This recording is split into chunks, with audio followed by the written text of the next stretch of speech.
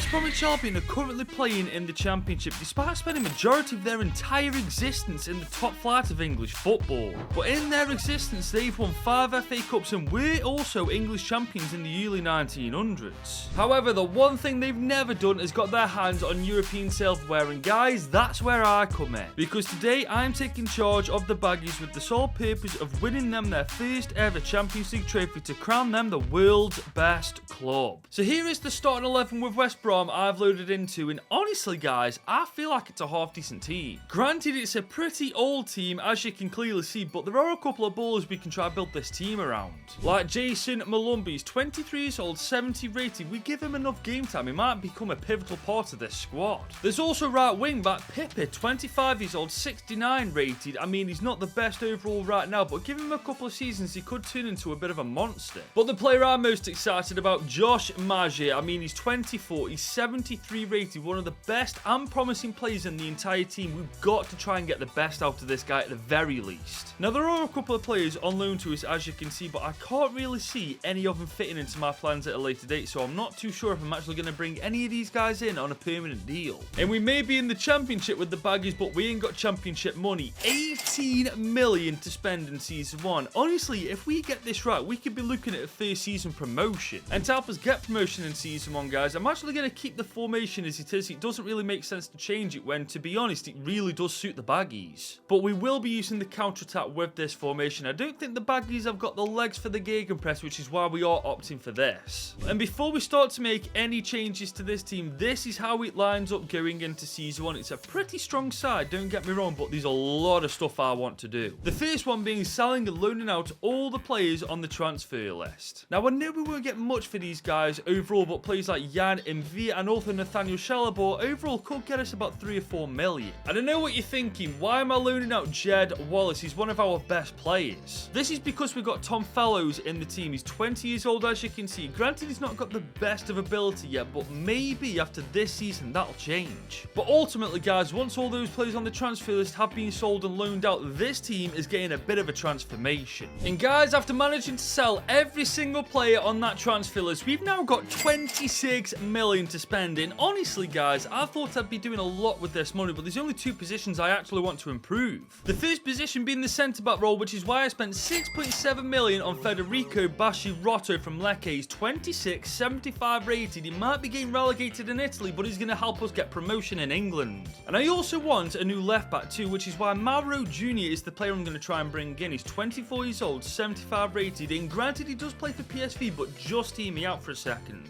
He's got fierce competition for the role he plays. First is Patrick Van Aanholt. Granted he's a bit older, but there is one other player he's got to contest with, and that is Serginho Dest. Now granted he is on loan to them right now from Barcelona, but if I was PSV's manager, I'd definitely be playing Serginho Dest over Mauro Jr., and that's why I feel like I can sway Mauro Jr. to come to the Baggies. And guys, for only £7 million, that's exactly what I was able to do. Now this does leave us with 10 million, but honestly, I don't want to spend any more money on this team now, because I've done everything I wanted to do. Now I want to give these guys a chance in the starting 11 to prove to them why they deserve to be there. I mean, for example, all I've done is converted Fallows and Diane Garner to become wingers, and they've already gone up in overall, so I feel like this is the right choice. But will this hinder our chances of success in Season 1? Absolutely, guys. I've already accepted the fact we're not going to get promotion this year. However, we'll have something way better than first season success, guys. We'll have a team that is dramatically better than it looks now. Just mark my words on that. And this is exactly what I'm talking about. Look at the improvement in some of these players, man. It's been absolutely fantastic. Maybe we've actually done a little bit better than I thought we would. And these stats do back it up. Our front four definitely knew where the back of that net was. And look at Tom Fallows too. He's 72 rated and he's still 20 years old. I knew giving him a chance was the right call, man. I bloody knew it. But then again, you look at the team and that morale isn't looking amazing all round. Maybe we haven't done as well as we thought. But hold on just a second. We're in the playoffs alongside Norwich City, Southampton and Stoke City. And it's official. Whatever happens next is unrealistic one way or the other. There's no shot Stoke City make the playoffs after how they performed this year, man. That's just never going to happen. But we're actually going to be playing them in the playoff finals. We've beaten Southampton 4-2 in the semi-finals on aggregate. I mean, on paper, that is a solid team, but believe me, guys, in real life, that team is utter garbage. I'm a Stokey, I'm allowed to say that. But can we we as the Baggies put Stoke City away at Wembley, and we do. A 2-0 victory guarantees us promotion. Well, it doesn't guarantee us promotion, it gives us promotion back to the Prem. I find it amazing that we were setting ourselves up for success in Season 2, but somehow that success has come a little bit earlier than originally planned. However, we couldn't replicate this in the FA Cup as Bournemouth knocked us out in round 3. And Brentford destroyed us in the Carabao Cup. Oh my god, we've got to play them next year, man. We've got to get ready for Season 2, man, else we're going to get battered. I mean, if we're losing 4-0 to teams like Brentford, what are we going to do against Manchester City, Liverpool, Chelsea, Aston Villa, Man United? We need to seriously do well in the transfer window next year, otherwise we're going to get annihilated and get sent straight back down. But one way or the other, guys, the Baggies are once again in the Premier League. As you can see, they are back in the top flight of English football. But with that promotion comes promotion money, 57 million to be exact. And honestly, I was expecting a little bit less from the Bull, but I think I know why they've given me more. It's because they want me to beat Rahman to 100,000 subscribers. So if you are enjoying this video right now, do me a favor, guys, leave a like on this video and smash that subscribe button. I will literally never hear the end of it if I lose this race, guys, so please help me out. Smash that subscribe button if you are enjoying this video. Now back to business. As you can clearly see from the state of this team, we got promoted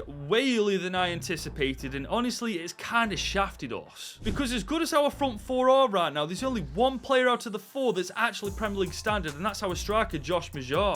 And as much as I do like Dean Garner and Fallows, they really aren't ready for the Premier League just yet. However, they are safe for one season at least, because my attention on this team is going to be focused elsewhere. Primarily our backline and our goalkeeper, because if we have a strong defence in the Prem, we've got a better chance of surviving it. So starting with the goalkeeper, I spent 19.7 million on Jonas Omlen. He's 30 years old, 81 overall, and the best part about this guy, we won't have to worry about replacing him for at least 3 or 4 seasons. And this leaves us 35 million to bring in a centre-back and a new right-back, and guys, I feel like I found the 2 players that fit the bill. First off, Naef Aguad from Villarreal CF. He's 28, 81 overall. He's got a ton of Premier League experience, and honestly, we desperately need that in this Baggies side. And following him is Max Aarons from a fellow Premier League side, Bournemouth. He's 24, 75 rated. Once again, got Premier League experience. He's not as good as Aguad is, but he's definitely going to be valuable to the team. And for the combined total of £30 million, we signed both of these players on permanent deals to West Brom, which means our transfer window is now done. The biggest question on my mind though, guys, have we done enough to secure the Baggies their spot in the Premier League next year, or are we just going to fall short? I think I need to stop underestimating West Brom, guys. We are comfortably safe, 11th in the Premier League, almost smack bang mid-table. I genuinely thought we'd have got our backsides handed to us this year, but I'm very happily mistaken. I mean, looking ahead, we are quite away from the top 6, but you know what? Let's take this one step at a time. We also had a half-decent FA Cup run, making it to round 4 before we got knocked out by Norwich. And we only made it to round 3 of the Carabao Cup before United knocked us out. But I'm looking at the individual development of the players, and looking at them, lads, I can't lie, guys. For our first time in the Prem, they've still all massively improved. And it's safe to say 2 players carried the Baggies this year. 27 goals and 5 assists for Josh Major, and 14 and 4 for Tom Fallows. I'm willing to bet Tom Fallows is going to be our endgame winger. Just let this guy cook.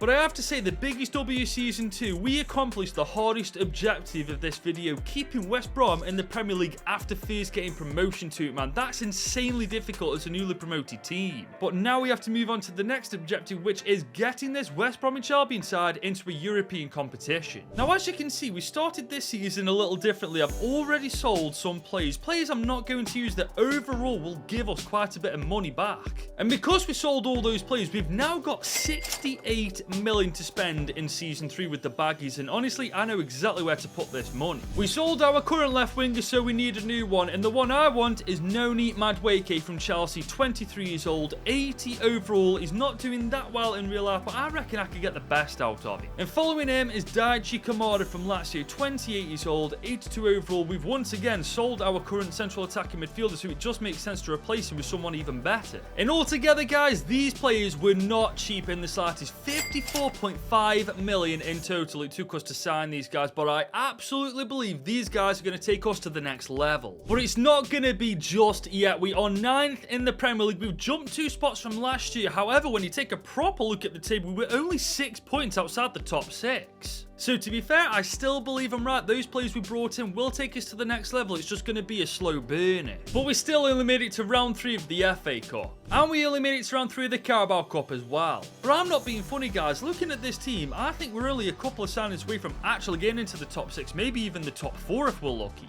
And once again, it's 2 players carrying the load for West Brom. Josh Majar once again being one of them, 23 goals and 6 assists. But Daichi Kamada's the second player this time with 15 goals and 7 assists. Our 2 wingers need to butt their ideas up, man, especially Noni Madueke. He's 84 rated and done worse than Tom Fallows, for God's sake. He's also our second most expensive player too, so if he doesn't buck his ideas up next year, we're going to sell his backside on and get someone even better. But I think next year is going to be very interesting. Right now, we were only 6 points outside the top 6, so it's no longer a case of if we're going to get European football, it's just a case of when now. And guys, we're starting season 4 with a bang. Our very first signing is a player that is absolutely going to take us one step closer to getting into that top 6. I just spent 34.5 million on Maxence Lacroix, 26, 82 overall. Honestly, he is going to level up our defense and then some. And that leaves us with 33 million from the original 69 million that we had, but don't worry, I know exactly what to do with this money. I'm going to use it to bring in Ethan Ampadu from Genoa. He's 25, 81 overall. He's got a lot of Premier League experience, and honestly, to get us into that top 6, I feel like we need a player of his caliber. And for 28.9 million in total, we have signed him up on a 5-year deal, concluding our business for this season. And just look at this team now, man. There's no doubt in my mind anymore. This is at the very least a Europa Conference League standard team. I'm just hoping that our brand new signings can help us make that jump from top 10 football to top 6 football, because if we don't, then we've got more issues than we realise. But we ain't got issues, guys. We've instead got European football after finishing 4th in the Prem. I'd have happily taken Conference League football, Europa League football, but we've skipped over both of those and gone for the big one instead. We even made it to the quarters of the FA Cup to lose to the bottle jobs. You are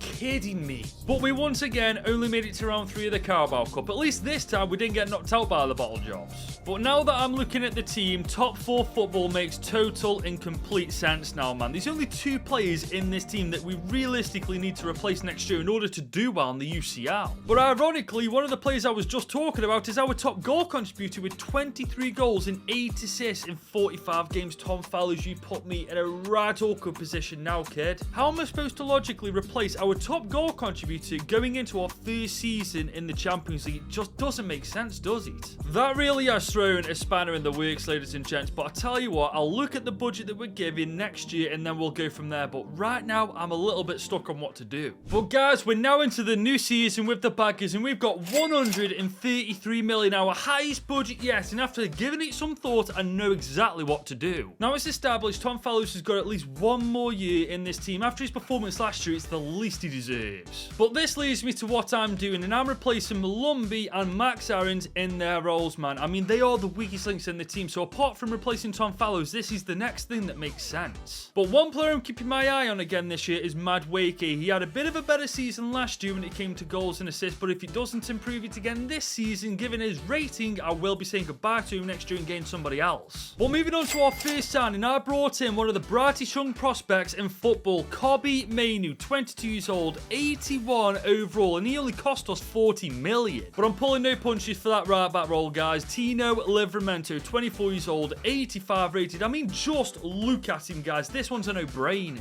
And guys, we spared no expense when it came to Tino Livramento, as we spent 60 million to bring him to the baggies. Now, this does leave us 24 million to spend, in every single part of me is telling me to replace Tom Fallows with somebody better, but honestly, after last year, I've got to give him a go. I just really hope he pulls the same numbers as last season, because if he doesn't, that is his time in the starting 11 well and truly up. And he better be on form, guys, because look at the teams we're in a group with: Barcelona, Roma, Slavia Praha. Group C, no. Group of goddamn death, you mean? I mean, the good news is he's already gone up 1 overall after only skipping a couple of weeks into the season. I'm just really hoping that the entire team performs well, because if we don't, we're going to get our backsides handed to us in the Champions League. But then again, guys, maybe not, as we've finished second in Group C, way above Roma. In fact, ourselves and Barcelona destroyed this group. But then we get knocked out by RB Salzburg in the round of 16. 9-8 on penalties. Are you taking the mick? I genuinely can't believe out of all the teams in the round of 16, we drew against the worst one and we still lost. And to make matters worse, we aren't even in the Champions League next year. We finished 5th at the end of this season. man. Brighton finished above us. Come on, man. We've got to have a better team than them. We also got knocked out in the FA Cup by bloody Hull City. But this is a weird one. We won the Carabao Cup. How can we do so poorly everywhere else but actually win silverware? That just doesn't make sense. I just don't get this, man. How do we not beat RB Salzburg with this team? No disrespect intended to RB Salzburg. I know they've got some balls, but not as many as we've got. And just look at the stats this time. Josh Major, Noni Madueke, Tom Fellows, Kamada, all pouring a right shift in once again. But I still don't know what to do with Tom Fellows, guys. He's been with us since season 1. I've got a little bit of loyalty to this guy, and to be fair, he's not exactly playing badly either, is he? But next year, we are going to have to put that money somewhere, and honestly, I do feel like it's Tom Fellows' time to drop to the subs bench and make way for somebody a bit better. But guys, his development plan has got other ideas. We're into the new season, and as you can see, he's still going up at a pretty damn quick rate, and whilst this is happening, I can't logically replace him. It doesn't make any sense to. However, it looks like Ampadu's reached his potential. He's 84 rated. Granted, he is a much better player than Fellows, but Fellows is younger, and he looks like he's going to actually surpass Ampadu. Then there's Neif Aguad, who's 32 years old, 84 rated. He's a good player, don't get me wrong, but I think his age is going to catch up with him either this season or next, so it's just better to be on the safe side. And what makes this even better, we've got $250 million to spend on a new centre-back and a brand new CDM, and honestly, I don't think we're going to spend all of this in one go. But our first signing definitely helped us spend that money. Josko Vardiol, 26 years old, 88 overall. He is literally a world-class player right now, guys, and he cost us $109.7 million.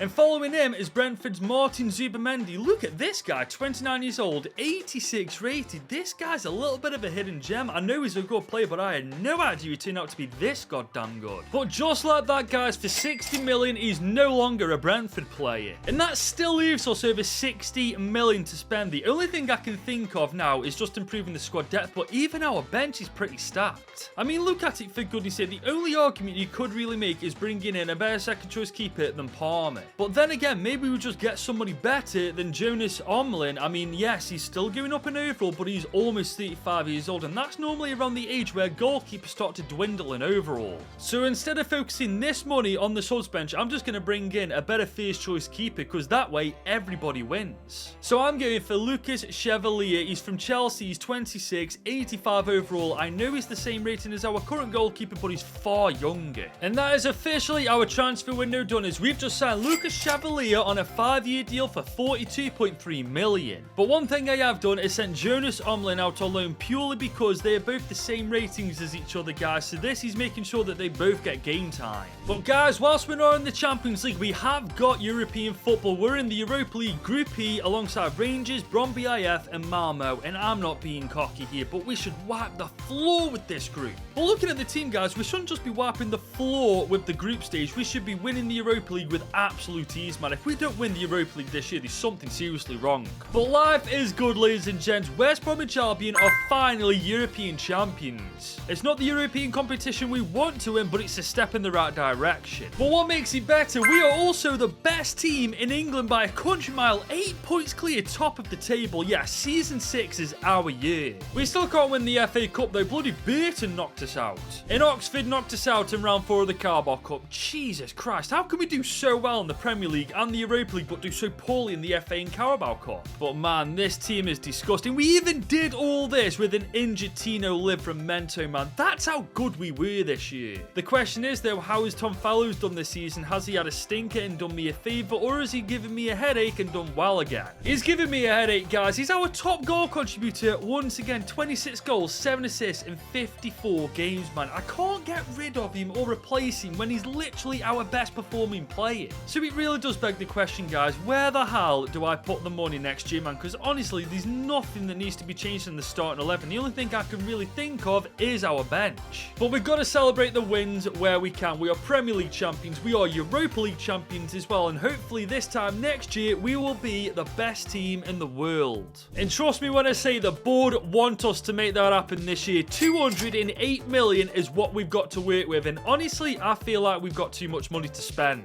Because it's established, the starting 11 doesn't need anything doing to it. Even Tom Fellows, our lowest rated player in the starting 11, but performing by a mile the best out of all of them, so he's going nowhere. But looking at the bench, guys, it does need an additional bit of quality. We do need a backup striker, a backup central attacking midfielder, and also a backup winger. But we can't buy a backup winger better than Fallows, because otherwise Fallows just won't get game time anymore, so that's something to bear in mind. But I don't want just any old second choice players, I want impact second choice players, meaning I want them with a lot of goddamn pace to come on in the 60th to 70th minute to bang goals in left, right and centre. And I think I've stumbled upon the 3 players I want to bring into the team, starting with striker Akor Jerome Adams. Not the best player in the world by any stretch of the imagination, but he's absolutely rapid, and that's exactly what I'm after. And the same can be said for Cam Isaac Babardi from Leicester City, 87 pace. He's absolutely fantastic, and he's pretty young and decent too. And finally, Matteo Cancellieri from Lazio for that winger role, 26 years old, 83 overall and 90 pace. All 3 are rapid, and that's exactly what I was after. And that is officially our business in Season 7 done and dusted, as for 90.4 million we signed all 3 of these players on permanent deals, but when one bit of business ends, another begins. As we are once again back where we belong in the Champions League, this time in Group A alongside Bayern, Fenerbahce and Shakhtar Donetsk, and this is a much easier group than last time. And what makes it even better, we're after a great start in the Prem, 3 games played, 3 games won, undefeated so far. If we can keep this going until the very end of the season, we're looking at a quadruple. And it was very nearly the perfect start, man. Second in the Prem. We were 10 points behind Manchester City, but they were on absolute smoke this year, only losing 2 all season. That's ridiculous. But we have won the Community Shield, so that's trophy number 1. And we've won the FA Cup, that's trophy number 2 now. But we didn't win the Carabao Cup. Liverpool knocked us out in round 3. Oh, you're kidding me. The Bottle Jobs won the bloody Carabao Cup. That's just put me in a right bad mood. And we lost to Inter Milan in the Super Cup on penalties again. First RB Salzburg, then Liverpool, now bloody Inter Milan. But thankfully, we do make it out of the group stage relatively comfortably as well. We didn't top it, but we do make it through to the knockouts, where this time we make it to the quarters after just about beating Barca.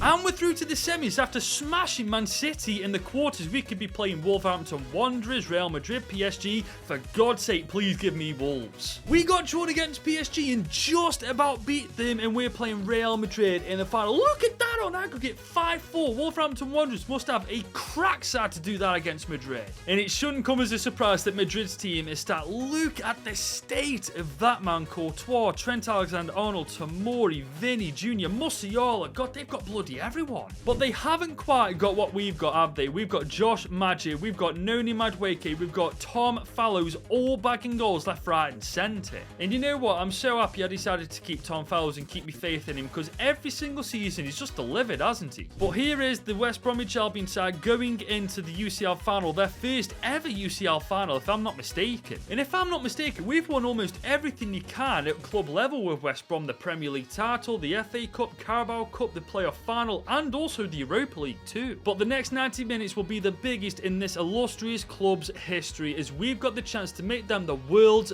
best club. Here we come with Mauro Jr. on the wing. I bet he was glad to leave PSV all those years ago, but he's just ran into a brick bloody wall.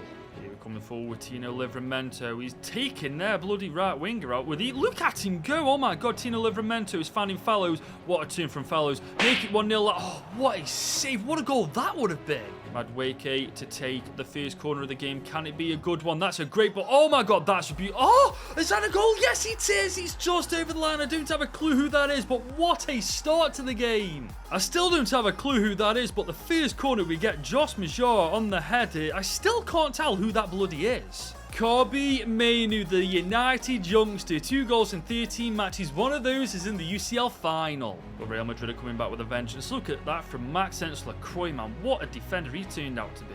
Here comes Daichi Kamara pushing the flank on the right-hand side. He's looking for Josh Majer in the centre of the box, and he's definitely not going to find it with that cross. We've got Kamara on the ball here. We're going to come inside to Fallows. Fallows got a bit of room. Let's have a ding from distance saved once again. We are legitimately dominating Real Madrid, ladies and gents. Majar's just picked us up. Look at that for a first touch. He's going to take it all the way, and he's just skied it. My days. Come on, you're 92 rated.